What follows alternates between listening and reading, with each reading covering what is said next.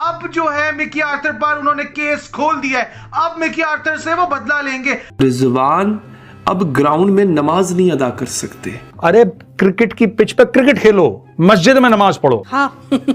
ICC ने Mickey Arthur के लिए खब्बा बन गया है। सुना आईसीसी एक्शन लेने लगा है मिकी आर्थर की स्टेटमेंट पे कि अच्छे दिन आने वाले हैं।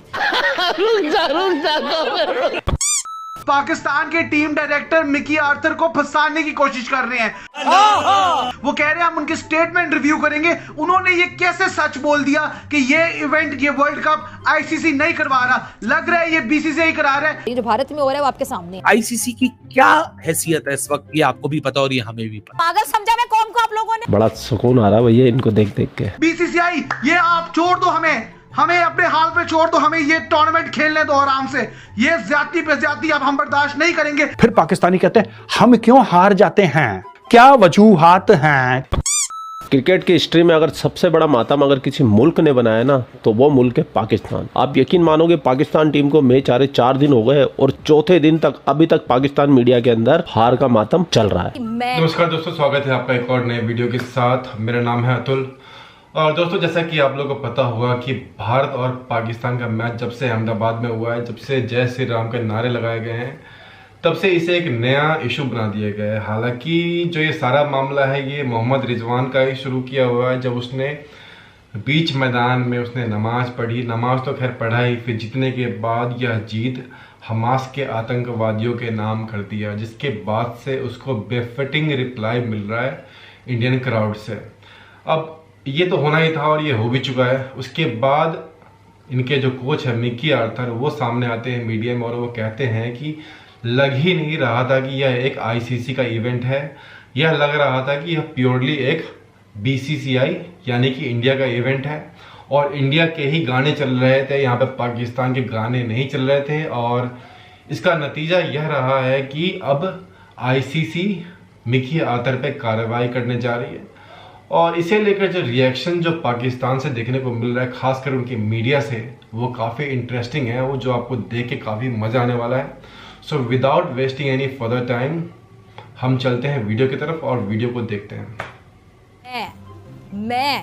मैंने मर जाना था, अन्ना का मसला था जी।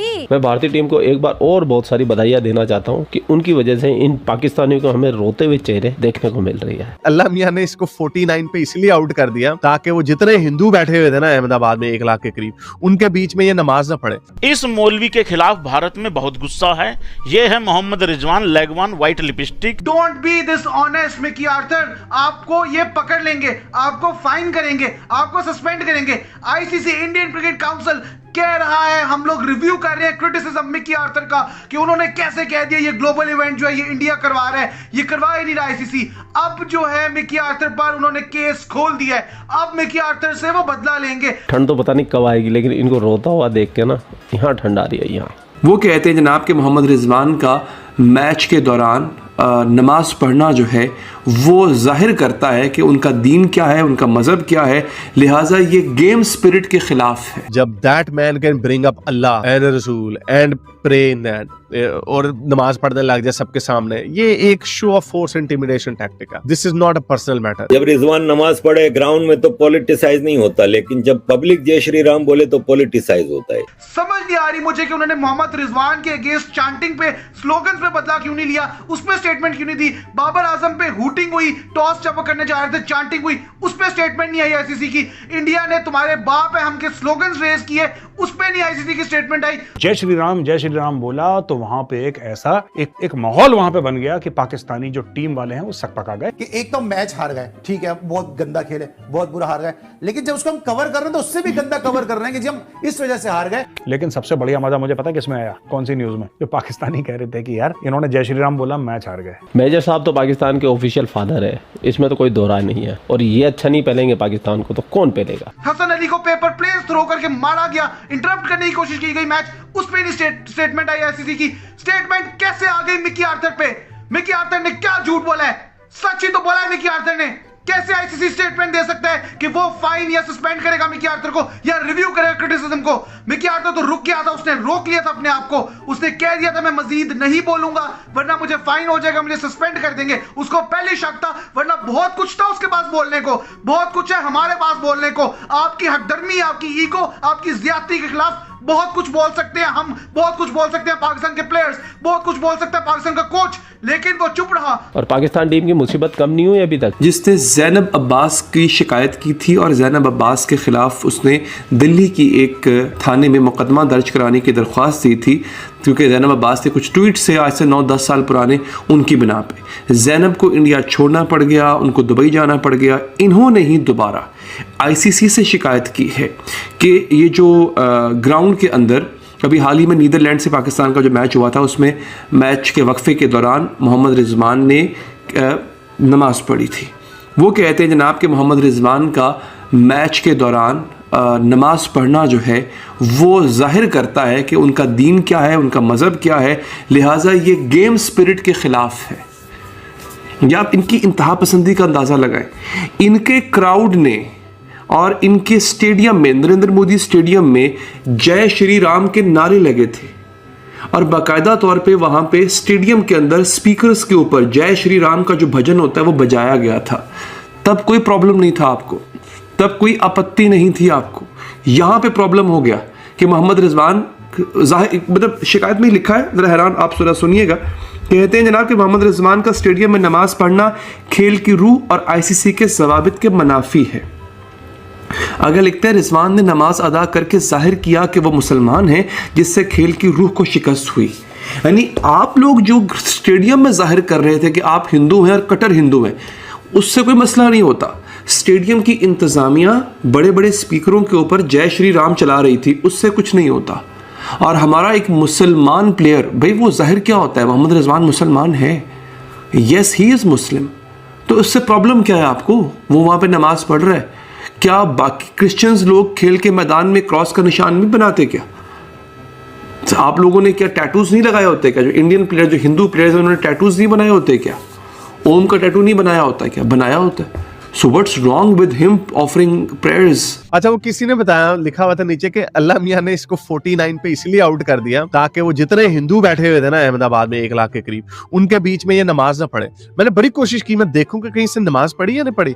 अब ये देखो, ये भी कितनी अजीब बात है। मैच जीत जाते हैं तो नमाज पढ़ते हैं, मैच हार जाते हैं तो फिर नमाजें पढ़ते हैं। अगेंस्ट शोबदेबाजी। मैच जीत जाते हैं, शेख रशीद कहता है कि हाँ जी अल्लाह मियां ने हिंदुओं को हराया, हिंदुओं के बीच में उनको हराया, अल्लाह का नाम ऊंचा हो गया वगैरह वगैरह। जब मैच जीत जाते हैं तब अल्लाह मियां का शुक्रिया कर रहे होते हैं, तो जब मैच हार जाते हैं फिर नहीं कहते, फिर अल्लाह मियां को नहीं पेल रहे होते, फिर नहीं कहते हाँ अल्लाह मियां ने देखे हमारे साथ धोखा कर दिया, आज अल्लाह मियां लगता है हिंदुओं की साइड में थे, उनको मैच जिता दिया, हमें नहीं जिताया। तब अजीब ऐसे नॉन सेक्विटर्स इन्होंने रखे हुए हैं कि इनको कोई मत देने वाला है ही नहीं। और ये बात बार बार मैं, अच्छा फिर मैं आपको बात बताऊं, मैंने ये ट्वीट कल की कि अल्लाह मियां फिर से हथियार डाल दिए कृष्णा विष्णु के आगे, समथिंग लाइक दैट। तो उसमें बहुत सारे इंडियंस मुझे पेल रहे थे, कह रहे, and again I actually appreciate that because this actually shows the liberal thought amongst Indian. वो मुझे कह रहे थे नहीं भाई हारिस भाई, इसका मजहब से कोई ताल्लुक नहीं है, आप इसको क्यों रिलीजन को गा रहे हो, हमारा वो मोहम्मद एक सिराज जो है वो भी तो मुसलमान ही है, तो वगैरह वगैरह। ये आपका जो रवैया है, दिस इज अ गुड रवैया, लेकिन हमारे पाकिस्तान की तरफ से ऐसा रवैया नहीं आता। ये मैं उनको बताने के लिए कह रहा हूँ कि जब आप जीत जाते हो तब अल्लाह को क्रेडिट देते हो, तो हारते हो तो अल्लाह को ब्लेम क्यों नहीं देते? तब जी हार्डवर्क रह गया जी, तो क्या अच्छा एक मैच से पहले हार्डवर्क ज्यादा था, एक मैच से पहले ज्यादा कम था, ये क्या बात? सारी ड्रामेबाजी है। देखें, फैंस जो है ना, फैंस को इमोशनल नहीं किया जा सकता। ये कोई एक्सक्यूज नहीं है कि वहाँ पर जो है हमारे तमाशे ही नहीं थे, या फिर जो है हम जो है, और पहले पता था आपको अहमदाबाद में सब मिलेगा, ठीक है ना, हम कोई म्यूजिक प्रोग्राम में वहाँ नहीं गए थे, हम खेलने के लिए गए थे। तो मैं समझ रहा हूँ कि ये कहना कि जो है ये हमारे पास ये सहूलतें नहीं थी और हम हार गए, बिल्कुल बात गलत है। हमें बहादुर होकर खेलना था। आप खुद अपने मुंह से कह रहे हो कि हमारी टीम प्लेयर्स डरे हुए थे। एक तरफ तो आप ये कह रहे हो, दूसरी तरफ आप ये कह रहे हो, अपनी कमजोरियों को छुपाने के लिए ये बातें बिल्कुल गलत। और ये वही रिपोर्टर है जो मैच शुरू होने से पहले बाबर आजम हमारा ये, रिजवान हमारा ये, शाइन हमारा ये, रऊफ हमारा ये, इफ्तिकार हमारा ये, सब टाइम फिस। अब उन्हीं को गालियां दिए जा रहे बैठ के। भैया आप लोग अपना ख्याल रखिए, आप कब आए आपके लिए पाकिस्तान? दोस्तों देखा आपने पाकिस्तान मीडिया का रिएक्शन, और ये सब शुरू तो मोहम्मद रिजवान ने किया था, नमाज पढ़ के, और हमास के फाइटर्स को जो मरे थे उनको डेडिकेट किया था व्हेन तो देखा जाए तो शुरुआत उन्होंने किया और एंड जो किया इंडियंस ने, और अभी ये तो प्रोसेस चल ही रहा है एंड करने का, अभी तो पता नहीं क्या क्या होगा। तो आने वाला टाइम काफ़ी इंटरेस्टिंग होने वाला है और ऐसे ही वीडियोस मैं आपके लिए लाता रहूँगा।